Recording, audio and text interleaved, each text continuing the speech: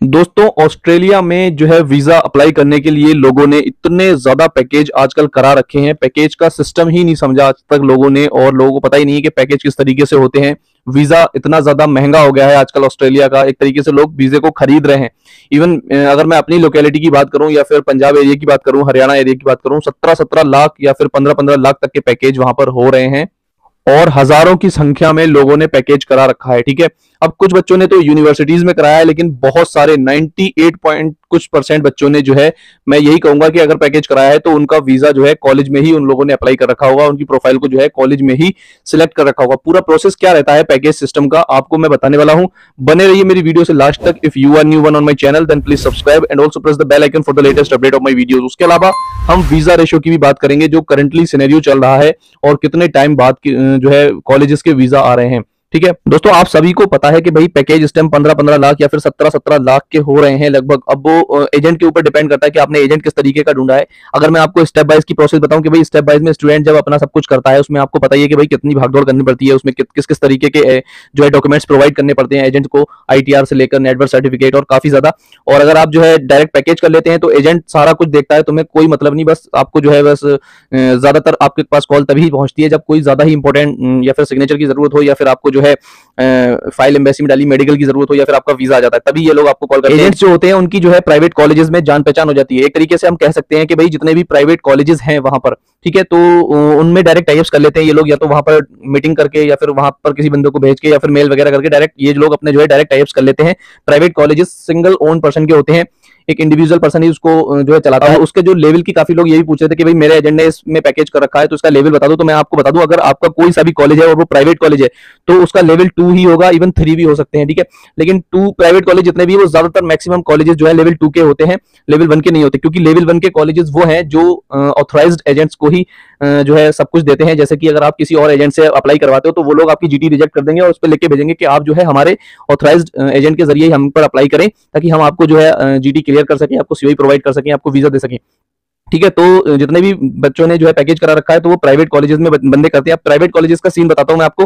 तो फीस का बहुत मैटर रहता है। बंदे से एजेंट जो है बोल देते हैं कि भाई आपकी 8 से लेके 9 लाख के अराउंड या फिर 7 लाख के अराउंड जो है आपकी फीस आएगी, जिसमें जो है इंश्योरेंस सबमिट होता है 7 से 9 लाख के बीच में। ठीक है, प्लस उसमें एक 3 साल का जो है इंश्योरेंस होता है, हेल्थ इंश्योरेंस, वो लोग उसी में कवर करके आपको बताते हैं कि भाई इतनी फीस होगी। लेकिन अब आप ये सोचो कि भाई इतनी फीस अगर एजेंट अपने पास से भरेगा तो क्या आपको पता है कि एजेंट के पास क्या बचेगा? बहुत में बहुत बच गया तो एक 1.5 लाख रुपए अगर इस हिसाब से फीस पे करेगा। तो मैं आपको बताऊं एजेंट का क्या सीन होता है। देखो, आपको तो उसने इतनी बता दी फीस इतनी है, ठीक है, लेकिन उस कॉलेज की फीस जो रहती है भाई वो बहुत में बहुत 3 लाख या फिर 4 लाख, इससे ज्यादा फीस नहीं होती है 6 मंथ की। ठीक है, 6 मंथ की फीस इससे ज्यादा नहीं होती है किसी भी लेवल 2 कॉलेज में। 4-4.5 लाख से ऊपर नहीं बढ़ेगी। किसी भी लेवल 2 का कॉलेज आप देख लें, आपके वहां बंदे रहते हो ऑस्ट्रेलिया में किसी भी लोकेशन में, आप पता कर लें उनसे, इससे ज्यादा फीस नहीं होती है 6 मंथ की। ठीक है, इवन कुछ जो है एक साल की फीस 6 लाख रुपए भी होती है एक साल की फीस। ठीक है, तो बंदों से पहले से पैसे ले लेते हैं। मतलब जब एजेंट पैकेज करता है तो उस पर रिस्क जो है अपना ही होता है उसका। ठीक है, तो वो लोग आपको ज्यादा से 17 लाख रुपए बताते हैं, आप 8 लाख रुपए उसमें से फीस बताते हैं आपको कि फीस पे करनी है, लेकिन फीस होती है 3-4 लाख रुपए। उसको बंदे को अगर एक पैकेज पे वीजा आता है तो कम से कम 3 या 4 लाख रुपए वो सीधे यहां से बचा लेते हैं फीस के जरिए। ठीक है, अब दूसरी बात मैं आपको बताऊं, अब एक चीज मैं आप सबको क्लियर कर दूं दोस्तों, बहुत सारे बंदे ये सोचते हैं कि भाई जो है कॉलेजेस की जो है जीटी नहीं होती है, या फिर बहुत ज्यादा जल्दी हो जाती है, या फिर सीओई आने में बिल्कुल भी टाइम नहीं लगता। एजेंट बोल रहा है कि भाई 1 हफ्ते के अंदर हम लोग सीओई प्रोवाइड कर देंगे आपको। तो ये डायरेक्ट टाइप्स होने की वजह से ऐसा होता है। डायरेक्ट टाइप्स कैसे होते हैं? ये नहीं कि बंदे ने एक फाइल भेजी आपके कॉलेज में तो उसके डायरेक्ट टाइप्स नहीं। वो एजेंट जो होते हैं, जो पैकेज करते हैं, जिनके अच्छे टाइप्स होते हैं कॉलेजेस के साथ, वो लोग 40 या 50 सीट्स एक साथ बुक कर लेते हैं किसी इनटेक में पहुंचने से पहले। 50-60 लाख रुपए या फिर 70 लाख रुपए वो लोग एडवांस में प्रोवाइड कर देते हैं। एडवांस में जो है वो लोग दे देते हैं कॉलेज के ओनर को। अब एक बंदा जब 15 लाख रुपए लगाता है पैकेज के, उसमें जो है जब एजेंट भेजता है जीटी के डॉक्यूमेंट्स की जरूरत ही नहीं होती, डायरेक्ट सीओ आती है। फीस भी जमा नहीं करते ये लोग, क्योंकि भाई उन्होंने ऑलरेडी जो है 40-50 लाख रुपए दे रखे होते हैं और कॉलेज भी फीस नहीं मांगता है। कॉलेज ने जब एजेंट जो है डॉक्यूमेंट्स भेजता है कि भाई इस बंदे का एडमिशन होना है, वो लोग डायरेक्ट सीओ भेजते हैं वहां से, और वो लोग ऑफर लेटर या फिर जीटी वगैरह का प्रोसेस बिल्कुल नहीं करते। इसमें टाइम वेस्ट होता है, क्योंकि और ऑलरेडी जब उनके पास फीस पहुंच चुकी होती है, 40-50 लाख रुपए एजेंट प्रोवाइड कर चुका होता है उनको, क्योंकि उन्होंने ऑलरेडी सीट बुक कर रखी होती है। अब एजेंट के ऊपर रहता है कि वो किस किस बच्चे को उस सीट पर बिठा लेगा। ठीक है, मतलब उस सीट को पर भेजेगा जहां पर उसको एडमिशन मिलेगा। तो इसलिए डायरेक्ट सीओई आती है, इसीलिए ज्यादा फास्ट प्रोसेस होता है। ठीक है, अब बात करते हैं हम वीजा सिनेरियो। अब बहुत सारे बंदे इस चीज को लेकर जो है टेंशन में रहते हैं कि भाई वीजा रेशो क्या रहने वाला है, हमारे कॉलेज का लेवल 2 का कॉलेज है या फिर ट्रेंड क्या चल रहा है कॉलेजेस का। तो मैं आपको बता दूं, वीजा रेशो डिपेंड करता है यूनिवर्सिटीज के ऊपर। अब आप पूछोगे ऐसा क्यों? अगर यूनिवर्सिटीज ने जो है जीटी का प्रोसेस करना बहुत ही ज्यादा टफ कर रखा है, बिल्कुल ये समझ लो ना के बराबर कर रखा है, इतनी स्ट्रिक्ट तरीके से चेकिंग कर रही है कि फाइल जो है एम्बेसी में पहुंच ही नहीं रही है। ठीक है, अगर फाइल एम्बेसी में बहुत ज्यादा कम जा रही है तो जाहिर सी बात है जो है कॉलेजेस की फाइल ज्यादा पहुंच जाएंगी, क्योंकि कॉलेजेस बिल्कुल भी नहीं देखते, डायरेक्ट सीओ ही देते हैं।